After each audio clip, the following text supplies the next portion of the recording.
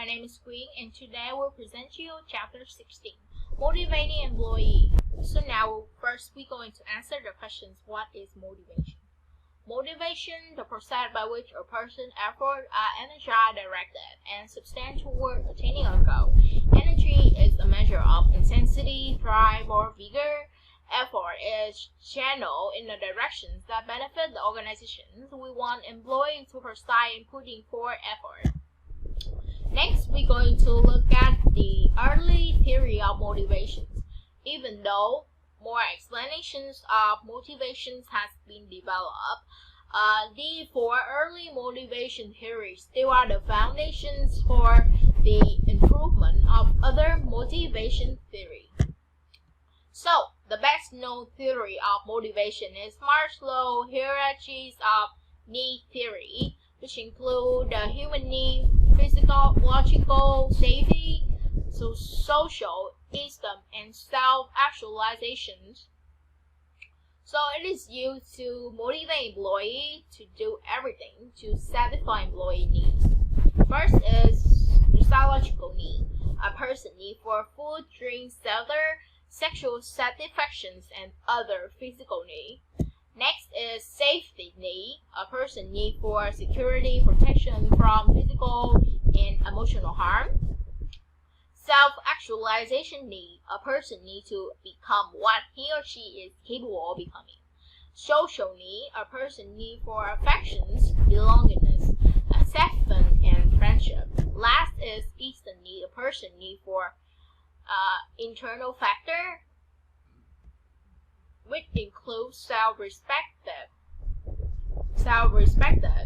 autonomy, and achievement, and external factor, which includes status, recognition, and attention. Maslow also argued that each level in the need of hierarchy must be substantially satisfied before the next need becomes dominant. So we can see it in the exhibit 16.1. So next we also have Roger theory, theory X and theory E. So it's well known for proposing two assumptions about human nature. Theory X, the assumption that employees dislike work, are lazy, avoid responsibility, and must be concrete to perform.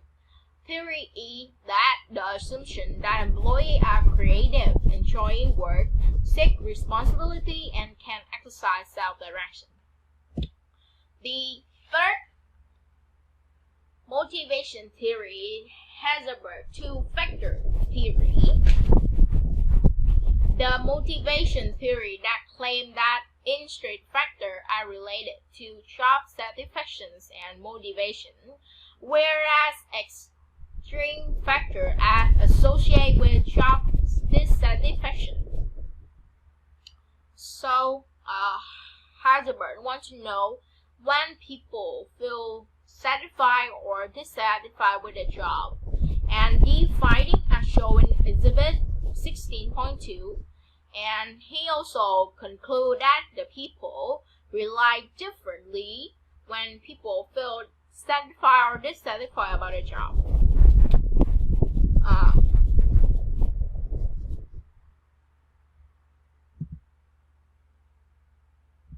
And we also got heterogeneous factor that eliminate job satisfaction but don't motivate.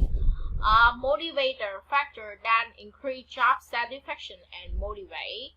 Furthermore, Heisenberg believed that the opposite of satisfaction was not dissatisfaction, which is different from traditional belief, and it is shown in Exhibit 16.3. And next we're going to move to last is three need theory. Three need theory, the motivation theory that cites three quiet, non-innate need: achievement, power, and inflation, affiliations, as major motivating work.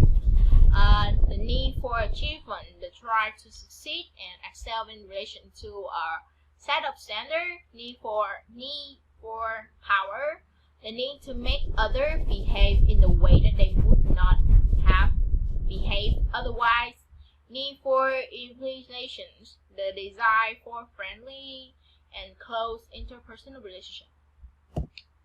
Now we move to contemporary theory of motivation. So the contemporary motivation approach include goal setting theory. So the proportions that specific goal increase performance and that difficult goal when accepted result in higher performance that do easily go. And is the main goal setting theory the main source of job motivations. For instance, a self commit to making Excel call daily, and this gives him or her a specific goal to try to attain. And next, we also the exhibit 16.5 also summary the relationship between goal motivation and performance. Next, we got self-efficacy. An individual believes that he or she is capable of performing a task. The higher self-efficiency, the more confident they have in their ability to succeed. We also have reinforcement theory. Reinforcement theory say that behavior is a function of its consequence, and those consequences immediately following a behavior, which increase the probability that behavior will be repeated, is known for reinforcers. As we know, reinforcement theory is used to shape employee behavior by applying positive reinforcer for actions that help organize achieve its goal. And now we move to designing motivation. Furthermore, managers also want to motivate individuals on job, so it is necessary for us to look at ways to design motivating job. So, job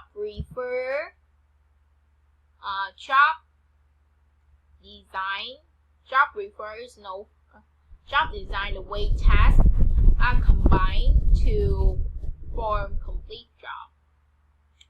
So, next is job scope, the number of different tasks required in a job, and the frequency with which those tasks are repeated. Job enlargement, the horizontal expansions of a job that occur as a result of increasing a job scope. Next is job enrichment, the vertical expansions of a job that occur as a result of additional planning and evaluations of responsibility. We also got job depth, the degree of control employees have over their work. Last, we got job characteristic model, a framework for analyzing and designing jobs that identify 5 primary core job dimensions, their interrelationship, and their impact on the outcome. So as I mentioned, we look at 5 core job dimensions. First is skill variety, the degree to which a job requires a variety of activities that show that an employee can use a number of different skills and talents. Task identity, the degree to which a job requires completions of a whole and identifiable piece of work.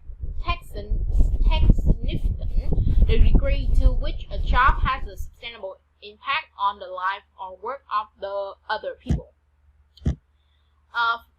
The fourth is Anthony, the degree to which a job provides sustainable freedom, independent, and discretion to the individual in scheduling the work and determining the procedure to be used in carrying it out.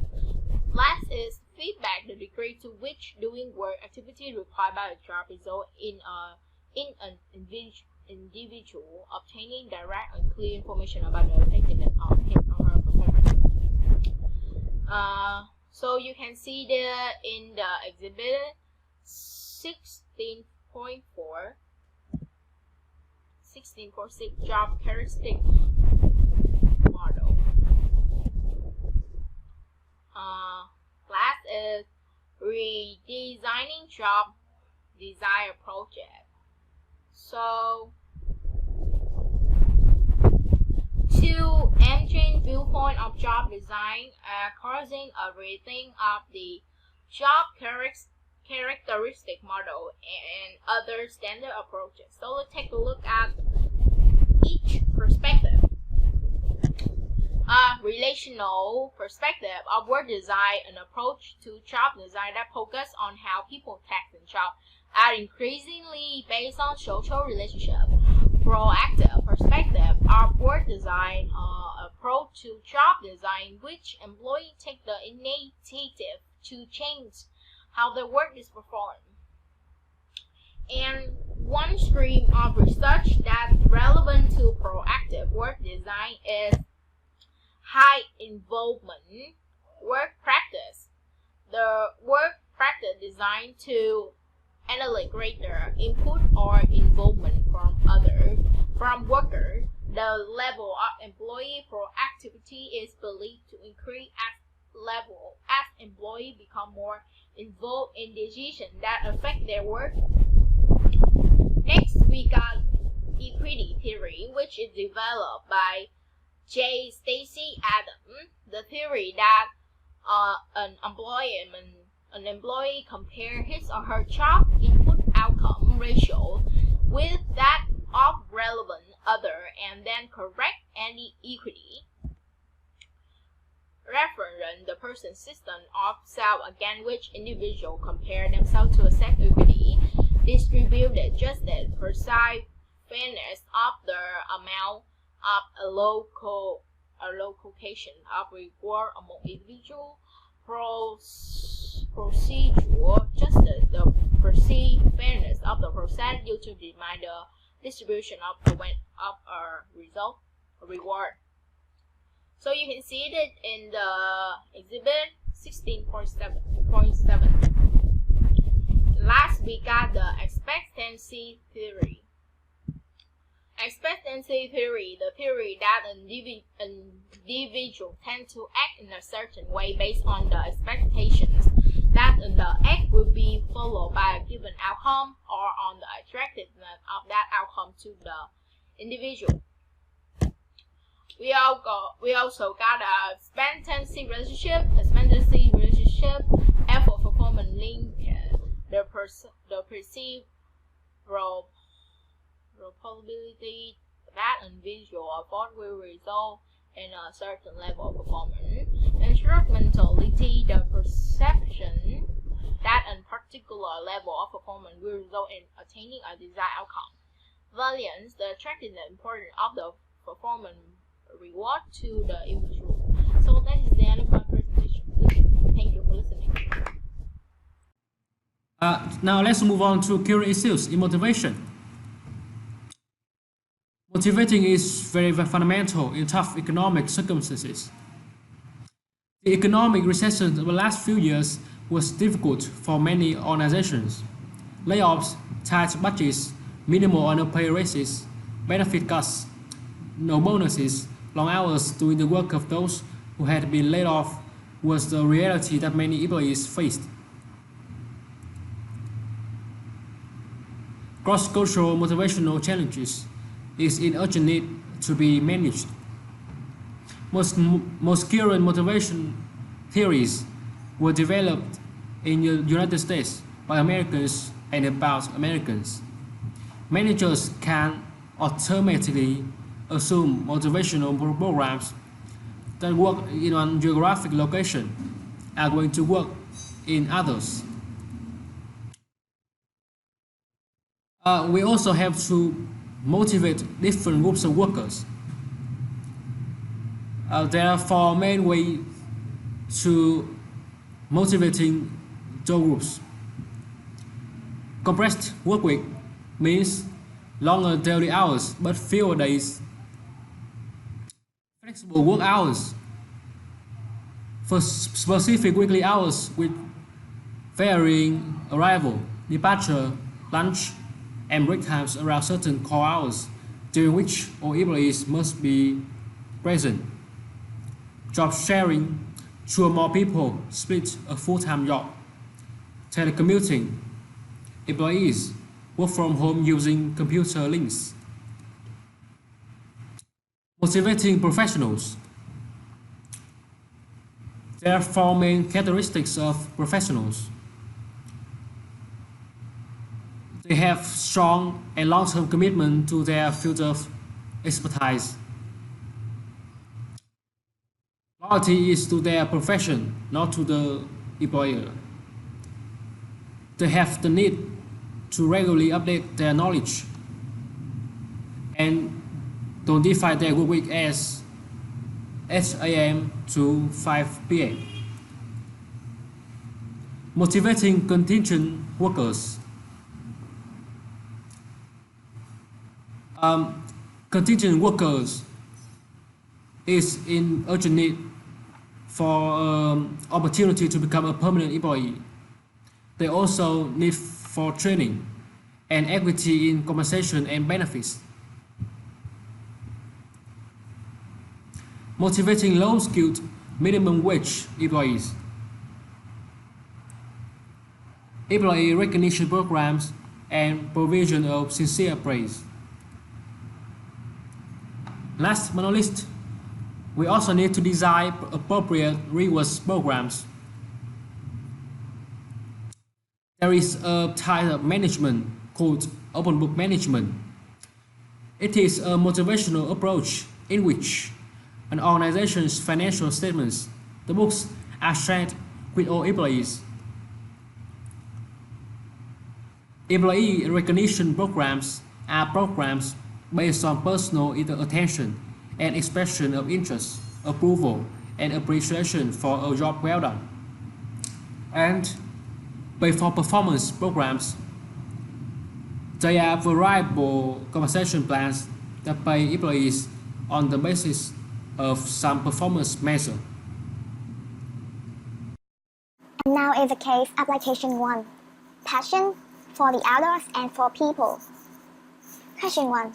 According to Maslow's hierarchy, which basic needs does the Patagonia culture meet?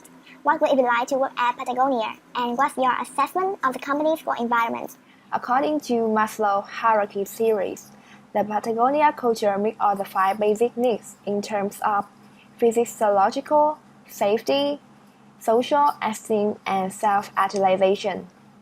My assessment is the environment of the workplace is ideal for their employees because they have the liberty of doing the things as their interest, and all the things are valuable for their entertainment, so they can work while enjoying every moment of the office. Question 2. Using what you've learned from studying the various motivation series, what the Patagonia's situation tell you about employee motivation? From what I have learned, employees' motivation is influenced by the environment of the workplace. In addition, I think that many employees would be very motivated from being able to have the right doing the job that they love spending time in, to be able to have a voice in what goes on in the company. Therefore, it can make many employees feel as if they were important parts of the company. Question 3. What do you think might be Patagonia's biggest challenge in keeping employees motivated? I think the biggest challenge that Patagonia might have to keep employees motivated is to maintain its strongest passion for the outdoors and the environment, which is the one keeping employees motivated. And the last question. If you were managing a team of Patagonia employees in the retail stores, how would you keep them motivated? If I manage a team in Patagonia, I would not change anything to keep motivation. I would just follow what the organization has been implementing for the past years and maintain everyone up to date with any change that we might have, so it will not take them by surprise, because most people do not like change, and especially when they have not been notified in advance. So about the case application 2, best practice at Best Buy, a retailer company, it has grown like something you read in the case applications. Yes, it's like a slogan. So question number 1, describe the elements of growth. What do you think might be the advantage and drawbacks of this program? Well, I think that ROLE stands for result only work environment. I got this information from the internet. ROLE means that employees are rewarded for outcomes, not the activities, and leaders get to focus on the things that drive the business result. It also means increasing the productivity and reduce the voluntary employee turnover and many things.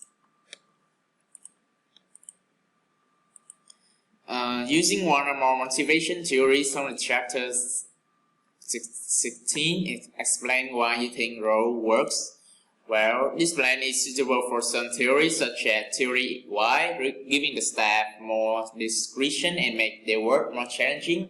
Goal setting, by setting it, the employees are more likely to accept and accomplish the goal. What might be the challenge for managers in motivating employees in a program like this? Well, by giving the employees more flexibility and authority, it makes the manager's work become more difficult because the managers can give the exact evaluation for the employees. There is something you will be comfortable with. Well, why not? Well, I am completely comfortable with this because I like to be comfortable. I like the autonomy, the freedom I want, and the flexibility. However, in some cases, too much freedom can lead to inefficiency in working. To the last questions, what is my interpretation about the statement that work is something you do, not a place you go? I might agree, or why not? Well, it's like work is not just a place you go to make a living, it's what you do to contribute to many aspects like society, like your integrity, your design, your friends, many things. I agree because working is something you have to do is passionately, you have to do it with your fullest responsibility and energy. You have to make it more worthy to do it, like you have to do something you really love. Now we move to chapter 17, being an effective leader. First, we will clarify who leaders are and what leadership is. A leader is someone who can influence others and who has managerial authority. So, leadership is a process of leading a group and influencing that group to achieve its goals. Because leading is one of the 4 management functions, so ideally, all managers should be leaders. And next, we will move to early leadership theories, which focus on the leader and how the leader interacts with his or her group members. Exhibit 17.1 shows 8 traits associated with effective leadership: drive, desire to lead, honesty and integrity, self-confidence, intelligence, sharp, relevant knowledge, extraversion, proneness to guilt. The University of Iowa studies explored 3 leadership styles to find which were the most effective. The first style is autocratic style, a leader who dictates work methods, makes unilateral decisions, and limits employee participation. The second style is democratic. A leader who involves employees in decision-making, delegates authority, and uses feedback as an opportunity for coaching employees. And the last style is laissez-faire. A leader who lets a group make decisions and complete the work in whatever way it sees fit. The Ohio State studies identified two dimensions of leader behavior. The first was initiating structure, which referred to the extent to which a leader defined his or her role and the roles of the group members in attaining goals. It included behaviors that involve attempts to organize work relationships, and goals. The second was called consideration, the extent to which a leader had work relationships characterized by mutual trust and respect for group members' ideas and feelings. A leader who was high in consideration had group members in personal problems, was friendly and approachable, and treated all group members as equals. He or she showed concern for his or her followers' comfort, well-being, status, and satisfaction. Research found that a leader who was high in both initiating structure and consideration, a high leader, sometimes achieve high group task performance and high group member satisfaction, but not always. The Michigan group also came up with two dimensions of leadership behavior, which they label employees-oriented and production-oriented. Leaders who were employee-oriented were described as emphasizing interpersonal relationships. The production-oriented leaders, in contrast, tended to emphasize the task aspect of the job. Unlike the other studies, the Michigan researchers concluded that leaders who were employee-oriented were able to get high group productivity and high group member satisfaction. The behavioral dimensions from these early leadership studies provided the basis for the development of two-dimensional grid for appraising leadership styles. This managerial grid used the behavioral dimensions concern for people, the vertical part of the grid, and concern for production, the horizontal part of the grid, and evaluated a leader's use of these behaviors, ranking them on a scale from 1 to 9. Although the grid had 81 potential categories into which a leader's behavior style might fall, only 5 styles were named: impoverished management, task management, middle-of-the-road management, country club management, and team management. Now we move to contingency series of leadership. The first comprehensive contingency model for leadership was developed by Fred Fiedler. Fiedler contingency model, a leadership theory proposing that effective group performance depends on the proper match between a leader's style and the degree to which the situation allows the leader to control and influence. The model was based on the premise that a certain leadership style would be most effective in different types of situations. The keys were to define the leadership styles and the different types of situations, and then identify the appropriate combinations of style and situation. To measure a leader's style, Fiedler developed the least preferred coworker questionnaire. This questionnaire contained 18 pairs of contrasting adjectives. Respondents were asked to think of all the coworkers they had ever had and to describe that one person they least enjoyed working with by rating him or her on a scale from 1 to 8 for each of the 18 sets of adjectives. After an individual's leadership style had been assessed through the LBC, it was time to evaluate the situation in order to be able to match the leader with the situation. Fiedler's research uncovered 3 contingency dimensions: leader-member relations, the degree of confidence, trust, and respect employees had for their leader, rated as either good or poor; task structure, the degree to which the job assignments were formalized and structured, rated as either high or low; and position power, the degrees of influence a leader had over activities such as hiring, firing, discipline, promotion, and salary increase, rated as either strong or weak.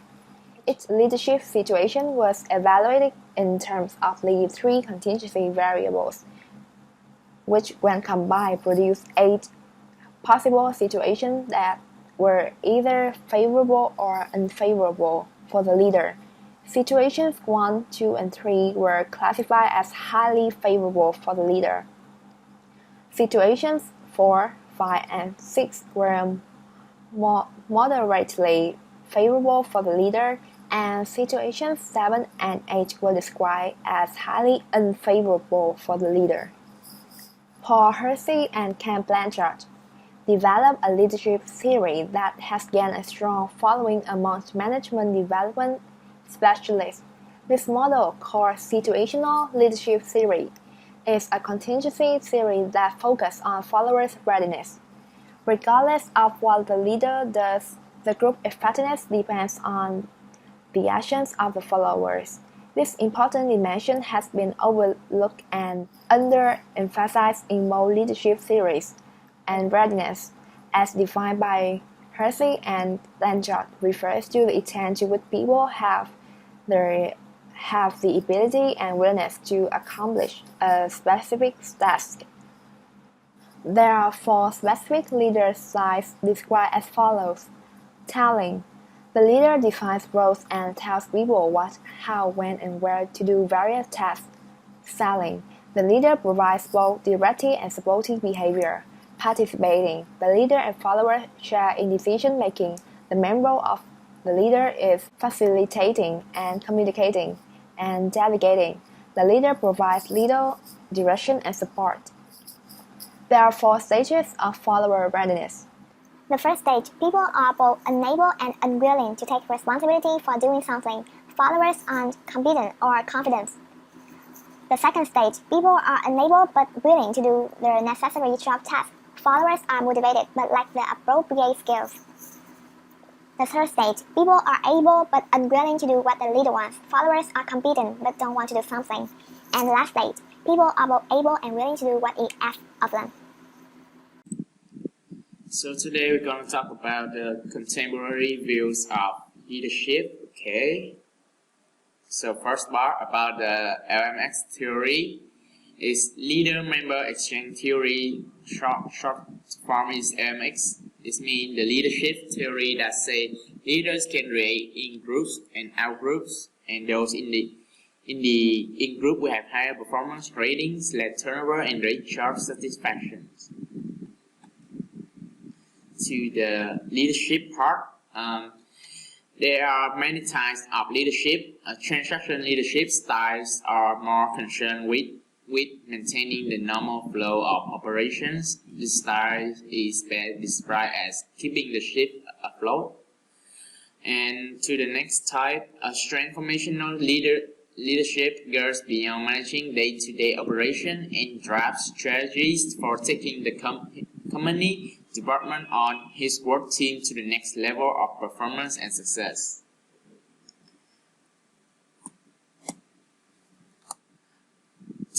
To the last types of leaderships, the charismatic is basically the method of encouraging particular behaviors in others by way of eloquent communication, persuasions, and force of personality. And the visionary leadership is about the ability to create and articulate a realistic, credible, and attractive visions of the futures that improves upon the present situation. Here's the roles of the leaders. So, about the many issues in the 21st century, there are 5 things. There are legitimate, reward, core, expert, and reverence, and next to it is the elements that each element have.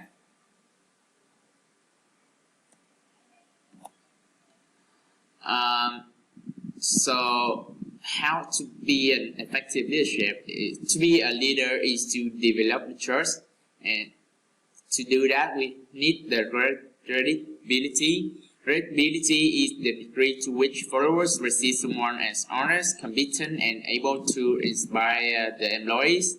Trust is the belief in the integrity, the characters, and the ability of a leader.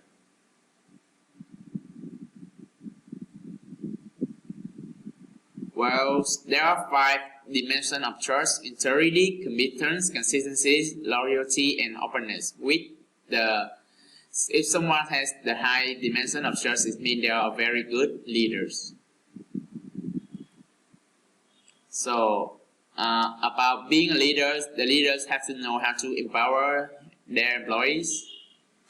Empowerment is the process to increase the decision-making discretion of workers, such as the team that can make the key operating decisions in developing the budgets, the plans, the controlling inventories, and the solving the problems.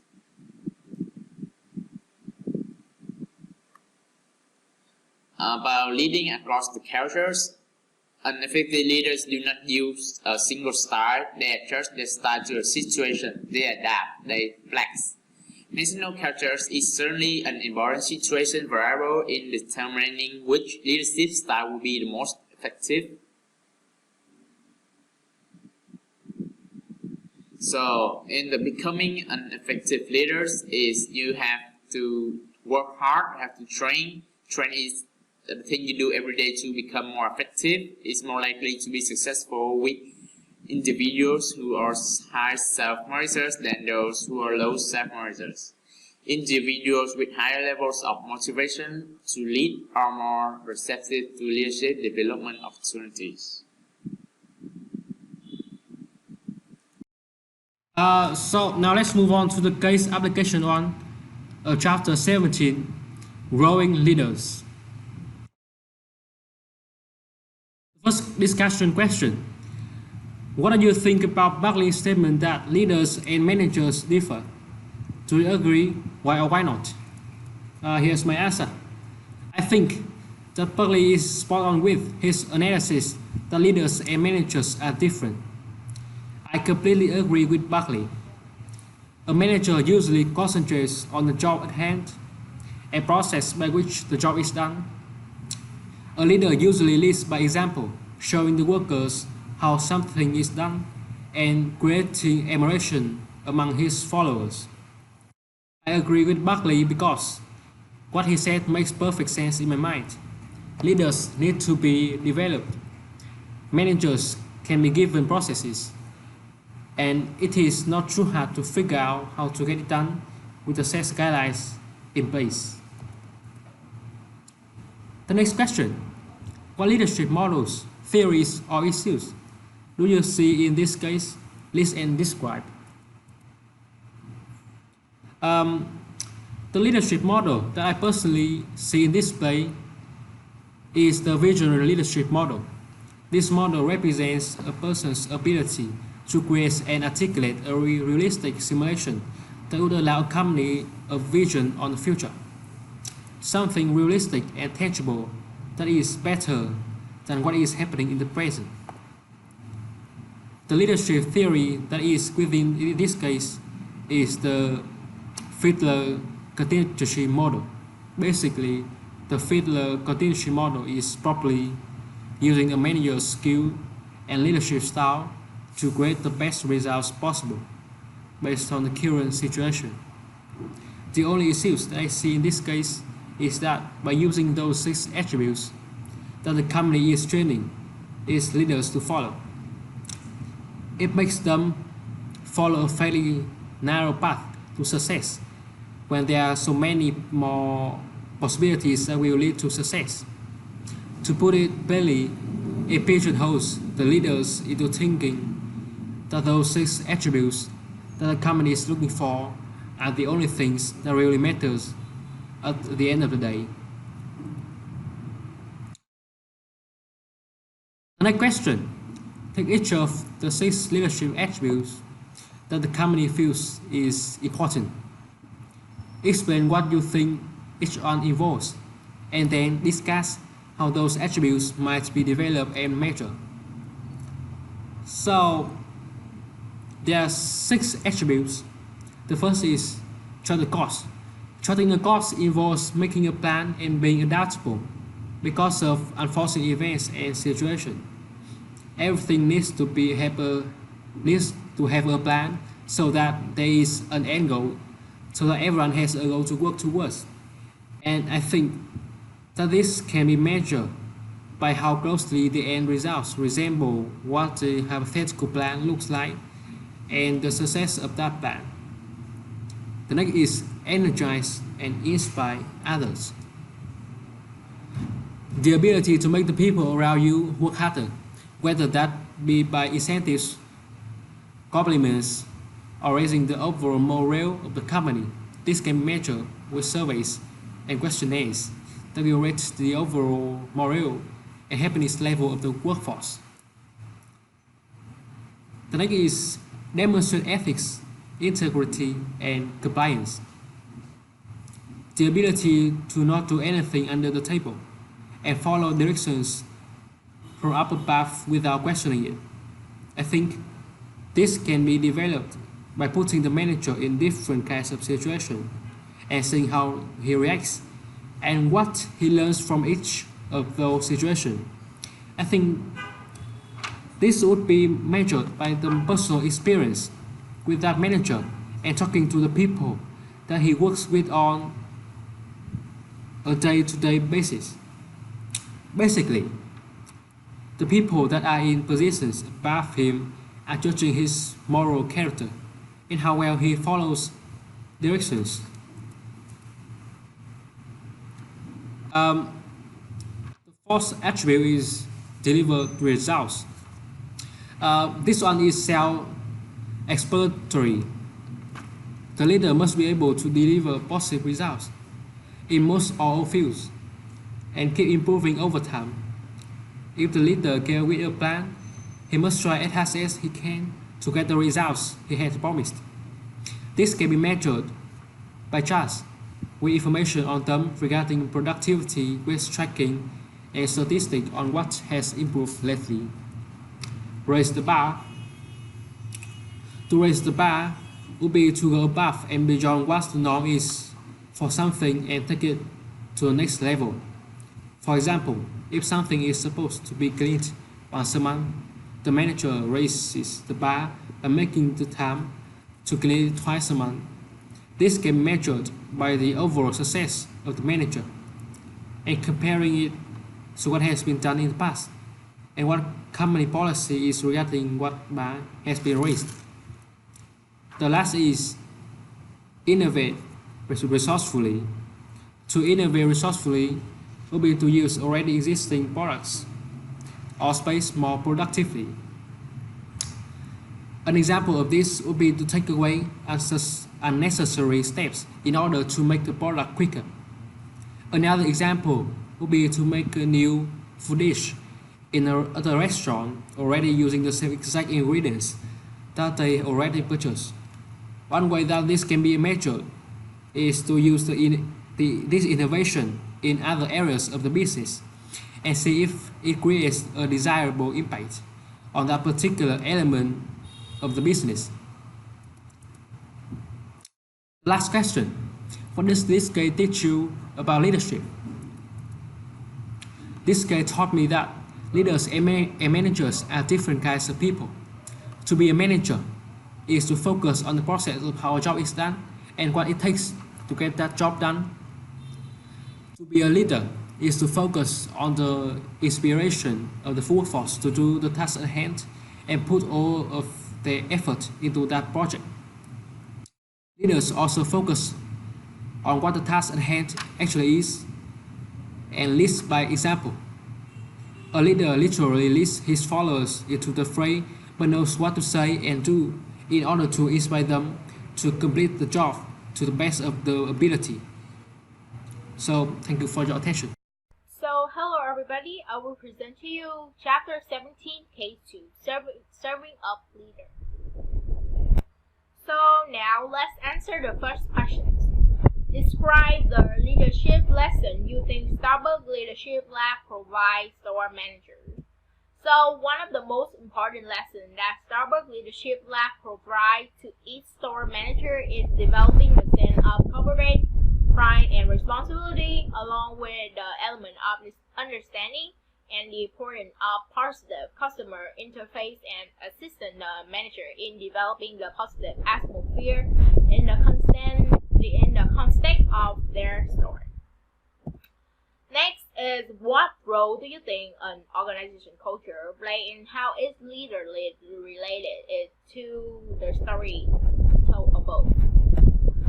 So organization's culture were significantly positively correlated with leadership behavior and job satisfaction, and leadership behavior as significantly positive correlated with job satisfaction.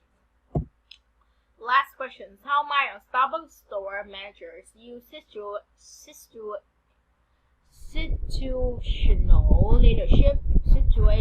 leadership theory, flat goal theory, transformation leadership? So, from my perspective, the Starbucks Coffee Company now is already predominating the leadership theory and applying many types of theory of leadership in their organization. The leader of Starbucks are leading their employees in a good environment and respect to each other. Thus, the organization operation system will become more completely and smoothly. So that's the end of my presentation. Thank you for listening.